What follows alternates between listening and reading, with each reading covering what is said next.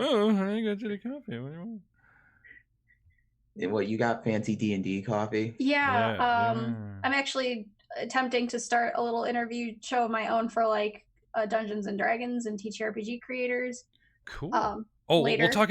Yeah, like I said, we got to talk about that. That's in the horizon. Okay, I think we're good. Oh, Okay, okay. So and I'm going to be talking to someone who, the creator of Found Familiar Coffee. So I got some of the coffee to test it out.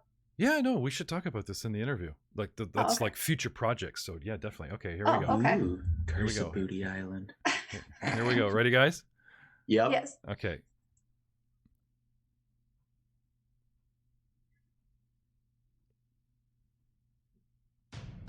Welcome to Attack of Opportunity. Hello, everyone, and welcome to Attack of Opportunity. Today, well, we're close. I know I really shouldn't date a podcast, but it's Canadian Thanksgiving, and even though the holiday is Monday, we're all having dinner on the Sunday. And probably the time you see this, it'll be long gone. It might even be November. Who knows? But today in the hot seat on Attack of Opportunity, I have not one, but two special guests from D8Bit Gaming, Abi and Alex. Thank you so much for being on the show today. Thanks for having us. Thanks for having us. Yeah. Very exciting. So the very first question that we always love to ask all of our victims here on the show is, how did you first know that you were a geek, a gamer, a nerd? One of us, Abi. See, Alex has been a nerd way longer than I have. I really only came into it probably in college. I was really into like reading and books and Harry Potter and stuff growing up, but that's so mainstream. I can't even call that something super nerdy. But once I got into college, I joined a club called the Justice League of the university, and I learned to play Dungeons and Dragons and Magic the Gathering, and got a lot more into video gaming. So now here I am. I'm a total nerd. Yeah. Well, it's several answers to several questions in one. She's a very efficient nerd. No, it's fine. It's fine. It's fine. Alex, same question for you, sir. The day I was born, my father was reading me comic books in the hospital room. So it was pretty awesome. known from. I've always been a nerd. I can't that's help cool. it. And then Deadpool said, "We should get some churros." You know, that's awesome. I like. That was probably Hulk. Yeah, my dad's a big Hulk fan. Oh, okay. There you go. Sorry, Dad. No, it's all good. So then I would end up playing like TTRPGs with him and my uncle until my uncle moved away. So I started on like 2nd edition. And I gotta say, I'm really liking that I don't have to do THACO anymore. Oh, yeah. I actually had to. We had Guy Scalanders, the great GM, and he said I became a GM because he didn't want to learn THACO, and I'm like, yeah, and he didn't know what it stood for, and I got to show that I'm actually older than one of the older guys on the net, playing 2-hit armor class, and I'm talking about sliding charts, and he's like, oh yeah, it's like. In my head, I'm like, "Oh my god, I'm teaching Guy Scalander something! Ah, so great!" You know, and I can just picture him going, "Oh, okay, yeah." No, I didn't know that. No, a great guest, and you guys, we're just. There was my next question. I think you guys have already answered. I was going to say, was there a gateway drug like video games, cosplay, card play for you guys that got you in it?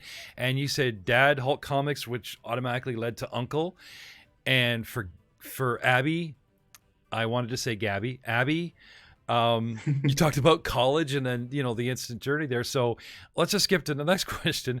How long specifically have each of you been a gamer? Well, ladies first, we'll go with Abi. Like if we're talking about tabletop gaming, it definitely started in college. So I guess that would be 5 years ago. That I started playing. But if we're talking about like video games and everything, it's probably late middle school, early high school that I started to like buy computer games to like put on my a really crappy like desktop, in the computer room, and they barely ran. But I nearly finished Assassin's Creed on one of those computers before it crashed every single time I opened it. I played a lot of Assassin's Creed. Started a lot of Assassin's Creed, never finished a lot of Assassin's Creed. I had to, after I bought myself my own computer, I had gotten through almost the entire first Assassin's Creed on this crappy desktop, and once I hit the final battle, it would crash every single time. So when I got my own computer, I played through the whole thing again just to make sure I could actually finish it. Wow. I picked up the Origins one, the Pyramid Egypt one, just to stay in the mood for our mummy's mask or whatever. And you get to pick up this helmet from the goddess Bastet, and she is this lion-headed goddess of like destruction and war.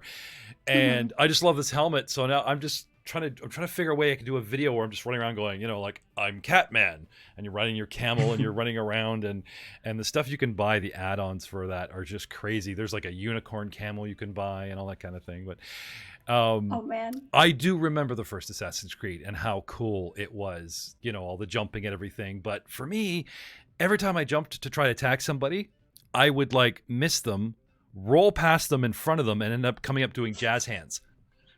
And they'd all like, oh, that's very nice. You're done. Oh, crap. It's very frustrating. Put that game down. Alex, same question for you. How long have you been a gamer?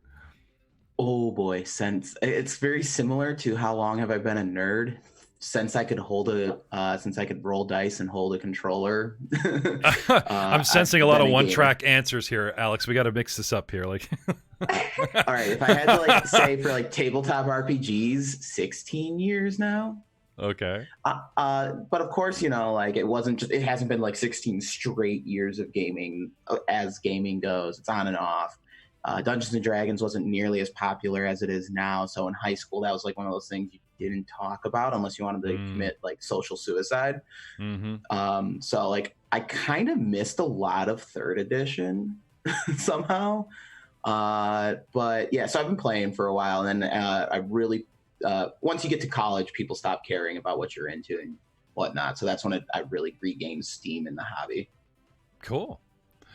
So now the big question: what made you guys decide to go from just playing and enjoying this for a hobby or with friends to actually creating content on the web? Well, I think this is more of a you answer because you kind of brought me into this. Okay, I suppose, yeah. So a while ago, over a year ago, there was a calling for people. Someone needed cast members for a podcast, and I was like, oh, I really like Dungeons and Dragons, and I think it'd be really cool because I joined Twitter and I was seeing all these really cool things people were doing, and I'm like, I want a slice of that cake. And so then I was in this podcast. I met some really cool people on there. And then we decided to go and eventually forge our own path. And my buddy Chris and I decided, oh, hey, let's start streaming our games. It was a question of streaming or podcasting, and we determined streaming requires no editing. Therefore, it is easier to do. Wrong. Both are hard in their own way because I'm doing both now. Sorry, go ahead. So we started because I don't know, maybe I let people complimenting my ideas and complimenting my DM style get to my head. And I was like, I'm good at this. I can do this too. That'd be pretty cool. And then I asked Abby if she wanted to be a part of the stream that Chris and I were starting. I said, hey, do you want to play in this? We need players. I want players that I know. And that's when you jumped in. And I think that's a good segue to lead to the other projects we started doing. Yeah. Well, so could you name the first project? What was that podcast that you enrolled in? The podcast we were on was Tales of Swordfall, and then we eventually started Chromatic Chimera, and that's this. We still stream on Chromatic Chimera to this day. Yeah, that's Chimera, not Chimera. That's one I can always get right. Yeah, it's really fun when we raid people because they're like, "Oh, thanks a lot, Chromatic." Chimera. It's only one of the most recognizable monsters. I mean, I couldn't pronounce it for the longest time. Yeah, that's it's a mythical creature, and it's like chimera until you read it. It's like, you're not spelling chimera, right? Obviously, it must be spelled. No, that's how you spell it. To be fair, I pronounced it chimera until high school because I was playing Age of Mythology with my younger brother, and we didn't have anyone to tell us any better that it wasn't a chimera. Yeah. And it looks like chimera. Guilty to spend the red box going, and the chimera comes towards you with its goat head, and the chimera does it. Right, and they're like, okay. Yeah. Lion, goat, snake thing. Okay. You making this monster up, Jeff? No, I'm not. It's right here. You know, and they're like, oh, stats. Damn it. But no, sorry, you were saying, so that led you into the next and the next, and then you brought Abi on board, and you switched content? You switched the name? What was the... That's why I stopped you, because I sense there's another name coming up. We still have the same name. The idea of the name is because we were thinking of what to name it. That's actually worth talking about, because there is a lot of meaning to the name.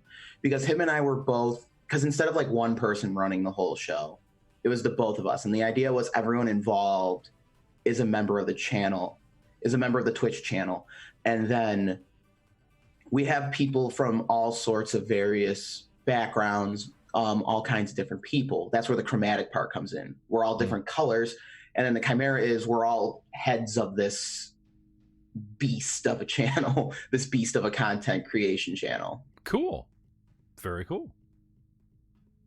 So that always started out as that started out as Chromatic Chimera, and that's still what it is. And then eventually I decided that it would be fun to do a podcast as well that didn't focus on actual play. So that's when Stats Will Roll started, and I was like, hey, Alex, I see you a lot. Do you want to lend me your lovely voice while we talk about character creation? Oh, that's cool. So that's how that started. We had recently, not long ago, interviewed Nicole Tuttle, the DM to DM on Twitter, giving great advice. You know, she's new to DMing, but we talked about her, you know, truth is truth. And people tell her great tips, and she shares all these tips. And she mentioned, you know, Chimera. And that's what got me to look into it. And that's actually how I found Abi, and then found you. And, you know, like one to another. And a lot of people are like, oh, you're name dropping. It's like, no, I just really like that 6 degrees of separation aspect of like, oh, this is how, you know, how did you find me? Well, it's kind of a who you know, but it's also just that, you know, there's so much content, so many people out there to pick out one randomly, as opposed to just following. Somebody says, oh, you should look at this. Okay. And you start looking, and then it's like, oh, this looks interesting. And, you know, and on it goes. And now here you are talking to us live and recorded and on the interwebs. So big thanks to Nicole, definitely. Yeah. She was fun to have around. That was great. Yeah. Was there specific inspiration for you guys to actually start the show? Like, can you name another show that you would watch? You said earlier, like, oh, there's a lot going on, you want a piece of this pie, right? But was there any show specifically that were a big inspiration to you guys personally? Either got you going or keep you going? I'm gonna shoot myself in my D&D foot here. I don't like Critical Role. And I wanted to be like, hey, other people could do this too.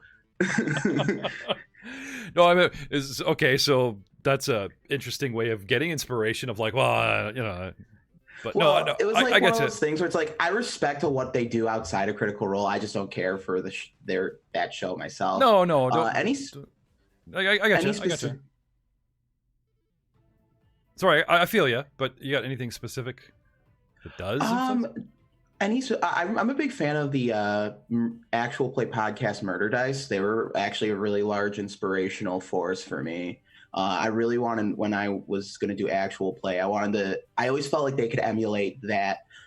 I feel like I'm at the table with them. And that's that's why I don't like Critical Roles. I don't feel like I'm at their table with them. I feel like I'm watching an audio drama more. Whereas when I watch listen to Murder Dice, even though I'm not like even watching them play, I listen to them, I feel like I'm at the table with them, laughing with them, having a good time with them. It's almost like I'm playing with them, but I'm not. And like, I always feel like I feel like other actual plays don't always hit that spot. So that's something that really inspired me to want to jump into the actual play scene, was to try and make it feel like, okay, we're this table of friends that we also want to have everyone else be at the table of friends with us. And that's something we still do. We have a lot of guests on the channel. We try to pull in other people whenever we can. Oh, guests on the channel, you say? That's interesting. No, I totally feel you. And like I said, anyone that's watched this show, I have gone on and on about my inspiration, my origins and stuff, and I will not keep beating that dead horse. But Abby, what about you? I mean, sure, Alex brings you in, but do you have a personal taste in something that inspired you to like, yeah, I was doing this and now this is the next thing, or you looked into it yourself, you know, live streaming, actual plays, what is this? And you find one and like, oh yeah, this is great. You know, these guys are doing, I want to do it. Is there anyone for you that really does it for you? Or that you hate? I guess we could go there too. Well, not really, actually. So for a while, so Alex had been doing all this really cool stuff. He'd been, you know, in this podcast that he was playing in. He was playing in some other people's games, and I had just graduated college. I was, you know, doing my 9 to 5 every day, and I had moved to a new town, and I really didn't have like anyone to hang out with, anyone to play games with. And then when I wasn't even active on, you know, in the RPG sphere anywhere really. And then Alex was like, hey, I know you want to play. Do you want to jump in this game with me? And I said, sure, of course. And I had never watched an actual play before. I had like almost no social media presence. And then after I had started, the few, maybe month or so, like the first month-ish, I really didn't do a whole lot except show up to play. But then I saw how much work Alex was putting into everything, how much work Chris was putting into everything, and I decided I really, really wanted to help. So I started picking up a lot more responsibility and watching other people, making connections with other people. And then as I got more involved in the RPG sphere online, I decided that it would be really cool to do kind of a break-off podcast that focused less on actual play and more on the mechanics behind the game in a fun way. And so that's when we started Stats Will Roll. Oh, okay. Now, I actually have, for those that are not just listening in the podcast aspect of this, it will go up on our host, but for the video aspect on our YouTube and live, we're trying actually a little bit of Facebook this morning as opposed to just Twitch. I've got some logos and some artwork and some headshots of Abby and the two of you and some t-shirts. And we'll talk about merch in a second here, but you know, the Stats Will Roll, the little dice, you know, very simple logos, very cool. What I'd like to ask next is where do you and your crew create the content from? Like, where does the magic happen? We're talking studio, kitchen, living room. You know, are you in Florida? Are you in Los Angeles? You know. Oh. Well, where's it all happen? For Stats Will Roll, we record that right here in this room usually, and then I spend a couple hours editing. But for Chromatic Chimera, we're not all in one place. So I'm based just south of Chicago. Alex is based west of Chicago, northwest of Chicago. So we're not even in the same building when we stream Chromatic Chimera. And we've got friends in Michigan, New Jersey, North Carolina, Texas, everywhere. We've had a few Canadians on the show too before. Yeah. So that's kind of like everywhere. We just have a bunch of everyone's records themselves. We set it all up in a Twitch layout, and we're all over the place. Yeah, and then so like I'm outside of like that. What people don't realize is there's still a lot of work that goes into streaming outside of just streaming. You know, like we just recently set up closed captioning that took a lot of work and research for us. Thanks a lot to our cast member and friend Sam. She was the one, she's kind of our accessibility guru. I don't know. And she's the one who helped us get that set up, because the more people that can enjoy our content, the better. And then that was a lot of work for that. And then I do a lot of work at home in my basement, just in a den, just sitting at my computer making emotes. We just updated our sub badges on Twitch, our layouts, which is actually inspired by old school video games like Might and Magic and stuff. And then Chris is doing a lot of work on figuring out because he handles the streaming side of things, and he does a lot of work of figuring out like how to make smooth transitions, setting up our layouts, because our layout changes every week because we have to change text and stuff. We have some cool, fun stuff on our layout that shows like what weapon every character is using and stuff. So there's a lot more work that goes into it than was anticipated in the first place, but it's totally worth it. Yeah, no, like we've just mastered some overlays and still fumbling. We haven't even touched the whole Bitmoji thing. You have to be an affiliate for that or something, don't you? Don't you have to be like a certain grade of before? So this is Not in the hard future. to do. Yeah. Well, some of us are still trying to make the grade. Thank you. And it's like so. I'm Canadian. just letting you know, like you'll get there in no time. Like if you just keep streaming and stuff, like if you just keep streaming and have people come and watch the channel and watch your content and stuff. If you stream at least once a week, you'll have it in a few months. Cool. So, Canadian guests on the show, you say? That's interesting. So, how long have you guys actually been creating this content? How far in? I counted the other day. When did? March. We started actually streaming in March. Okay. But Chris and I started work in January last year. Oh, I'm sure. So it's been less than a year. Oh, wow. Yeah. So we initially were going to start in like at the new year, but then we still needed to find more players. We still had to get a bunch of stuff set up. So we started work in January, and then we started actually streaming in March. Right on. And then for Stats Will Roll, we started that 4 months ago. We were at 16 episodes. Going to be 17 today. So yeah, 4 months. That's about 4 months. Great. So how many different shows do you guys have in total? So the Stats Will Roll is a standalone podcast that's kind of like a partner to Chromatic Chimera. Okay. But Chromatic Chimera has 2 persistent campaigns, one that's run by Alex, one that's run by Chris, and then I GM kind of on and off as needed for one-shots, mini campaigns, and I run Jackbox game nights, which we're probably going to do 2 to 3 times a month, where it's just no system, just party games, just hanging out with the audience, and a good way to bring on new guests, good way to interact with the audience and have them play too. Yes, I would highly recommend the Haunted House on the Hill, where the ending, the Scooby-Doo house that you build with tiles is different every time. Yes. And my son introduced me to a game. Now, it sounds worse than it is. It's called Secret Hitler. And We've heard game, of it. We've not had a chance to play it. We freaking are considering riot. it. It's a freaking riot. Like, yeah, it is. It reminds me of one of those economic games you play at like high school. Like, oh, we have a board game you can play to like, the bear market and the bull market and all this kind of thing. Because you're doing this sort of 2 factions at a Senate house, the fascists and the liberals, and everyone has a secret portfolio, so you don't know who's who. You don't know who Hitler is and all this type of thing. And then there's a bit at the beginning of the game where all the liberals have to close their eyes. Like, everyone closes their eyes, right? And then it's like, okay, now fascists and fascists only, open your eyes, and they do. And the one that's playing Hitler keeps his eyes closed but raises his hand. So if you got stuck being a liberal, you don't know anything. If you're a fascist, at least you know who the other fascists at the table are, and you know who Hitler is.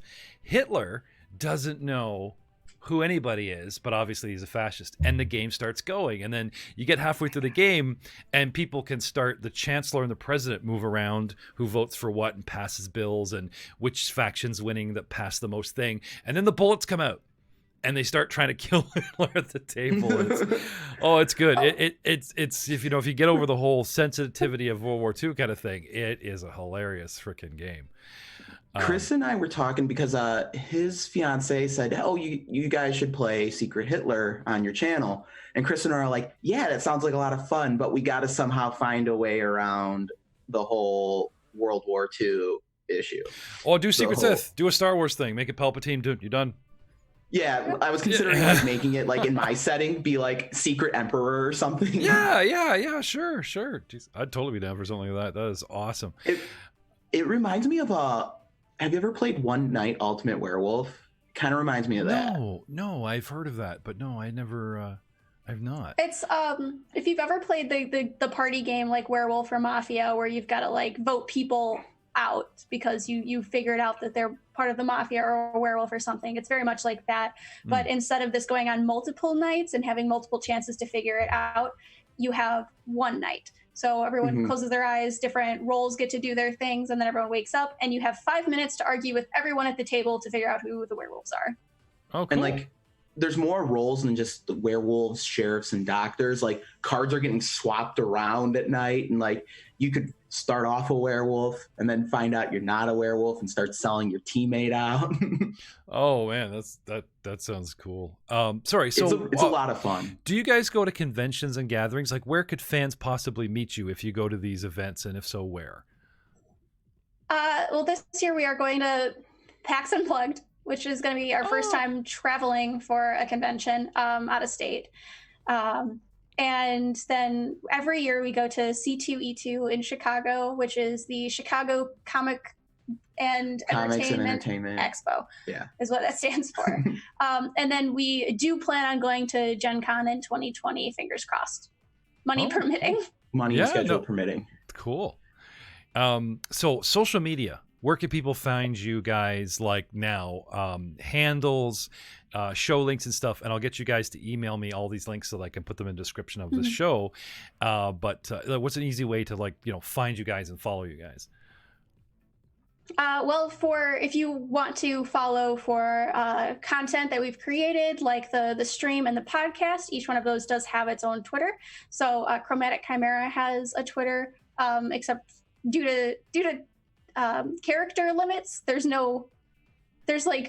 Chromatic Chimera. There's like no double C in the middle. But Stats Will Roll has its own as well, and that's just Stats Will Roll, one word. As for finding us, I am D8Bit Gaming on Twitter and Instagram. And then I am at Mr. Puddins on Twitter, just the Twitter. And then I do have a link on my Twitter bio to a blog I haven't written on in a while. I've been meaning to write on it again, but these other projects have had me so busy. I love that name, dude. That is awesome. I could just picture you at the computer going, I need a Twitter handle. Looking around, you see the cat. What do you think, Mr. Puddins? Fun fact, Mr. Puddins, the name comes from a very old D&D character of mine from Planescape. Oh, okay, cool. He was a cat. Oh, I knew it. I knew it was a cat. He was a cat, but the joke is that he was the head of a mob, and he was and he spoke with a Jersey accent, like a really thick Jersey accent, and he somehow got transported to the City of Doors, and that's about like all I really remember. And then he started appearing in like everything I would like play in, and he became like a meme amongst me and my brother. All right. So I've got, like I said, I got a little slideshow going here, and I'm just going to take a minute to enlarge it because I want to talk about some of these images here. So I got this cute little chubby couple. It looks like you guys. I'm looking at t-shirts. So let's talk about, like I said, there's a Get Her Done, and the meteor is about to hit Earth. Yeah, I guess you better hurry up. A +3 t-shirt, and it's a rainbow with like Jaws and angry eye. Like, these are great. Is this actual merch that you guys support and make, and you can like, what's going on here? That's awesome. So those are you cannot purchase them as of right now because those were just from our first Jackbox game night that we actually did on my personal channel to kind of test run it before we moved over to hosting it on Chromatic Chimera. So one of the Jackbox Party Pack games that we play is TKO, which is a game where you create funny t-shirts and you have to like vote on which t-shirt was the best.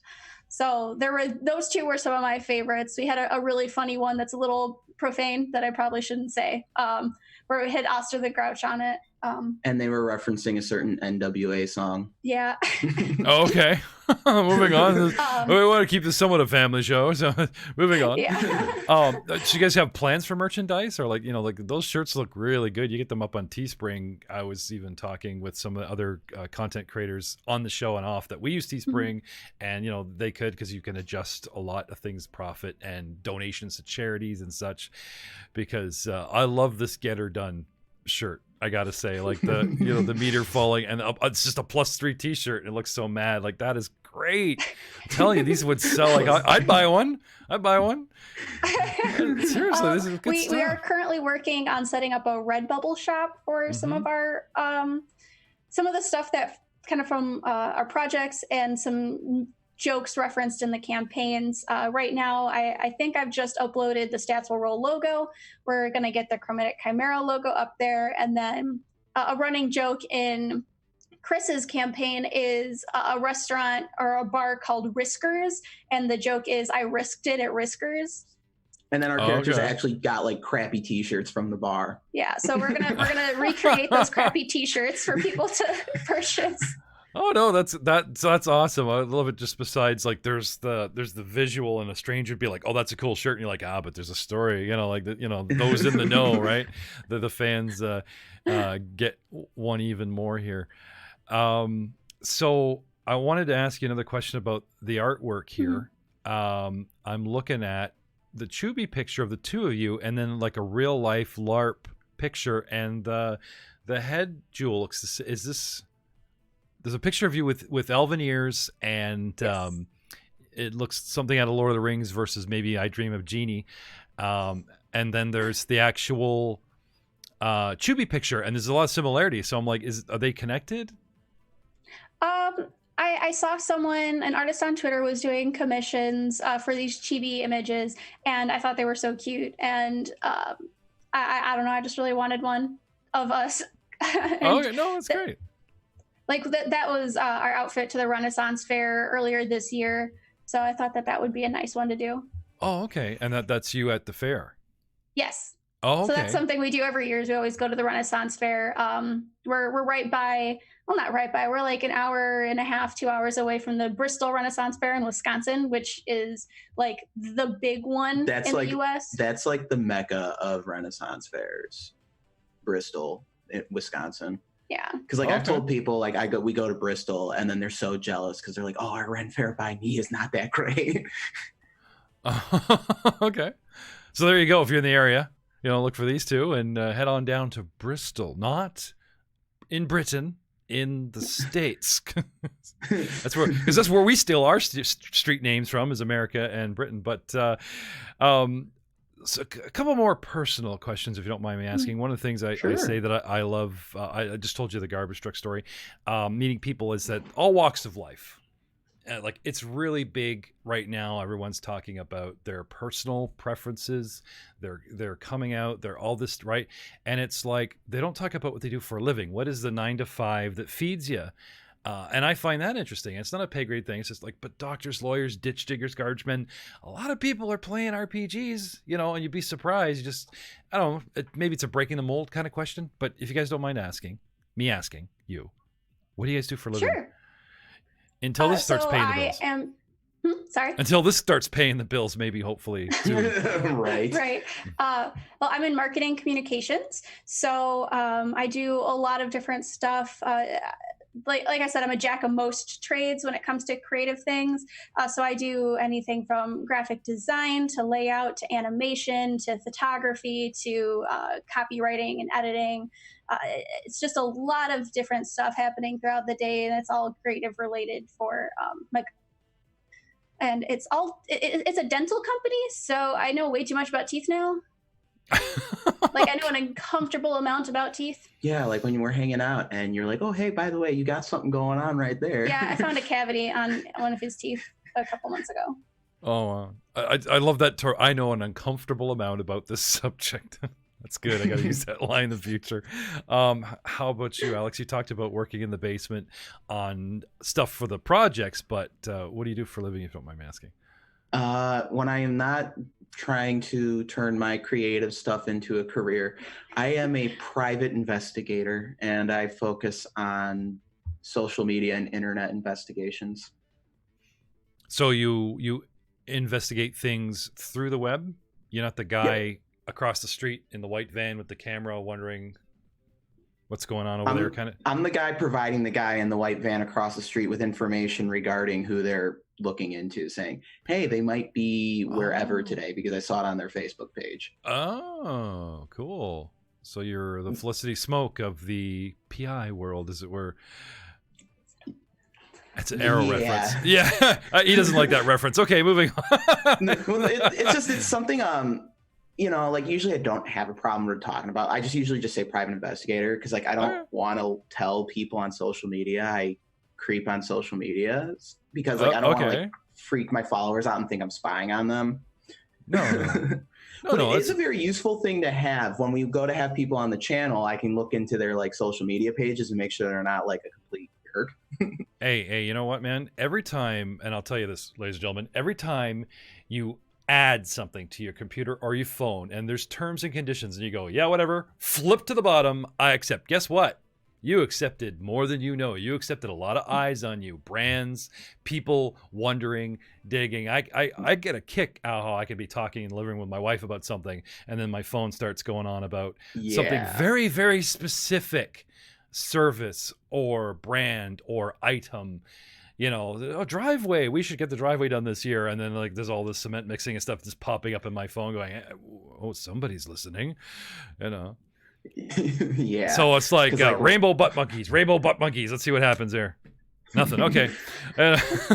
Please it's like when I was doing some research for my D&D campaign. I was looking up a lot of steampunk stuff because my setting's steampunk inspired. And then like out of nowhere on my Facebook, I'm getting ads for like steampunk artwork and stuff. And I'm like, wait a minute. Yeah. It's so, yeah. Don't let's not pick on Alex for being the internet creeper. There's a lot of creeping going on. It's a thing now. Don't worry. And at least he's honest about it. You know, these terms and conditions, not being very honest and forthright as Alex is. So, I mean, it's not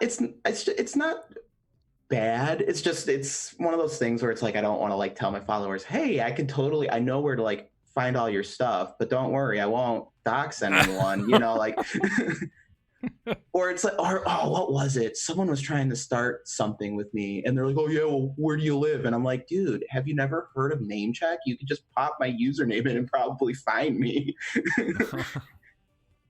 Oh, I don't know, man. I kick your ass, but that's a long drive to. Yeah, it's just Bristol. Bristol. Man. What is that? You're hiding your IP. You're in Britain, man. It's Bristol. No, trust me. Teaching some people like how to really, no, I'll help you stalk me. Let's go. I'll expect you at my door, angry by 6. Like they still get confused. So don't worry about it. Well, but let's talk about your latest project and maybe what you guys got in the works for the future. What's on the horizon for our creative contenters? Oh, what's the last thing that we did? What's the last thing we completed? Well, we've got happening this month. We have some one shots going on on our stream. We've got 2 games of Die Laughing, which is a game made by our friend Chris Gamble from Nerdburger Games, and he'll be there for the first game, for the first one shot, playing with us. Yeah. And our second one's going to take place on Halloween, which I'll be participating in. And then we're also running a one shot of Kobolds Ate My Baby. Oh, no, I've seen that game. That looks so much fun. It's so goofy. I know, but like, well, everyone remembers the Pathfinder Weeby Goblins, and like I get to play goblins. It's like, no, the Kobolds Ate My Baby is a beyond. I have played Weeby Goblins as well. When Abby told me she was playing Weeby Goblins on stream, and I watched her play it, I'm like, this is just Kobolds Ate My Babies in Pathfinder. Yeah.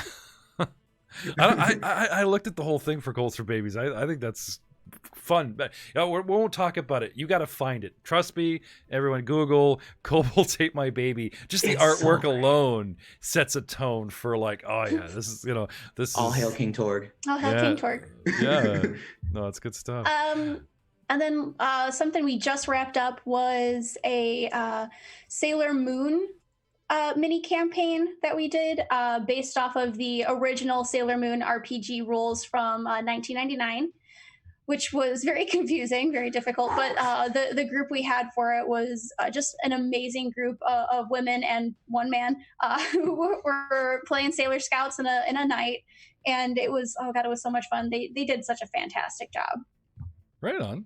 So one guy got to be the Tuxedo Mask. Is that what you're saying? Or essentially, he was a reskinned version of Tuxedo Mask. What? What? I'm in the know. Come on. Even bare naked ladies know Sailor Moon. She's got the boom and make you think the wrong. Don't judge me. All right. I just happen to know who the cool dude is. Just happen to know who the guy is. I got talking about He-Man and the new She-Ra with Guy Scalanders in our last interview, and it just went from there. So don't judge me. Okay, no. And well, hey, you're the ones playing it. I just know who it is. But what about the future? What do you guys got coming up? Is there any tease, any sneak peeks, any taste of something you guys are excited about? Let's see. I have something I wanna start running. It's gonna be like a mini campaign. The elevator pitch is basically, if you want to play D&D that's inspired by Tales of Monkey Island and Donkey Kong Country 2, I've got the game for you. Oh, okay. It is titled Curse of Booty Island. It's meant to be comedic and funny, and the idea is to take pirate tropes, like the tropes you see in like Ghost of Saltmarsh and stuff, and turn them on their head. Okay. We'll be looking for players for that, so keep your eyes peeled. Yeah. Is there somewhere, I don't know, if I'm asking for a friend, like an application form or something someone can find online to audition for this show? We'll put in links. Keep an eye out on the Chromatic Chimera Twitter. If any like casting calls go out, that'll go out on that. They'll go out on my Twitter, or join our Discord server, because they usually get first dibs on joining stuff. Oh, there you go.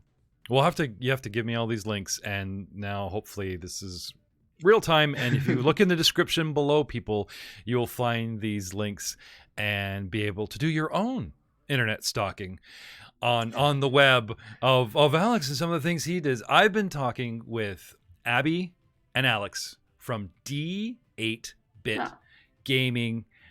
Thank you so much for being on the show today, guys. Yeah. Do we want to throw that one other thing in? We're going to be doing our own little interview show. Oh, do tell. Okay. Not to steal any thunder from you. I am so sorry. No, not to step on any toes. No. But step. I've been kind of looking for different ways to boost other creators in the space, and I thought a good way to do so would be to interview them. And I thought a fun way to make an interview kind of more entertaining to watch and to interact with would be to do it over board games. So I'm going to be interviewing some people starting in November, and we're going to be playing board games as we do so. It'll be like digital board games so everyone can see what's going on the screen. And we'll just be talking about creations and what they do. That's interesting. So I'm curious, you got a formula for sort of like, because they're watching the gameplay. You'd need a game where there's dead air, I guess you'd say, because it would be like, well, Abby, I've been podcasting for 4 years now. Go fish. And saying like it's that's something I actually would like to see. I think that would be a good show. I really do. Yeah. So right now the plan is kind of like I'm looking into different ways to play games online with other people, but it's most likely going to be your standard games like Scrabble or chess or things where there's room to talk between moves and turns. Lords of Waterdeep, based on Waterdeep in the Forgotten Realms, is a great board game, and now Steam has it. My wife and I play it, and it has that sort of one person is doing a whole bunch of stuff and you wait. You know what I mean? But it's the Steam board is animated. It moves and stuff, and while all this stuff's going on, and you play one of Lords of Waterdeep, and you take your Harper agents and you place them, and you place them in places to get little adventurers, and the adventurers you stockpile in your little tavern because all the cards in the game are actual quests, and it's all based on the 3rd edition, 2nd edition Forgotten Realms lore. So they used all the factions and all that kind of thing from there. And so it's definitely a D&D game. I'm sure there's better ones. I'm sure you guys will find one. But sorry, you just got me all excited about I just saw it come together over a cool board game that I like. I've played Lords of Waterdeep. You played it, yeah. Would you see what I'm saying? Like there is that time to like, Kelvin, if that is your real card you've got hidden there, like what? Let's talk about your show, and you'd be like, okay, I put 2 Harpers over here on the west gate, and I'll talk about my show. No, that's good. I like this. Anyway, so keep an eye out for Table Talkies in November. Table Talkies in November. We've got some cool creators lined up. We're still looking to schedule a few more. Looking for more creators, you say? Oh, sorry. I think I've done that. Right now, I have something scheduled with Found Familiar Coffee. I'm talking to the creator of Feed Me Games. Feed Me Games is a social media platform specifically for gamers. So I'm trying to schedule something with them. They're interested, but making schedules line up is very difficult. And then I'm hoping to reach out to the creators of Zweihander. soon. And because I reached out to Dan Fox. Dan Fox made a tweet because it was after the whole Wendy's Feast of Legends fiasco, and he mentioned, "Hey, I've worked with the people who made this, who got contracted to make this." And I said, and then I responded to him saying, "Hey, would you or this guy who made Feast of Legends, would any of you be interested in doing an interview?" And Daniel Fox was like, "Yeah, email me here." No. So not any content creator will do. You guys are specifically targeting, here are game players that make games. Is your initial?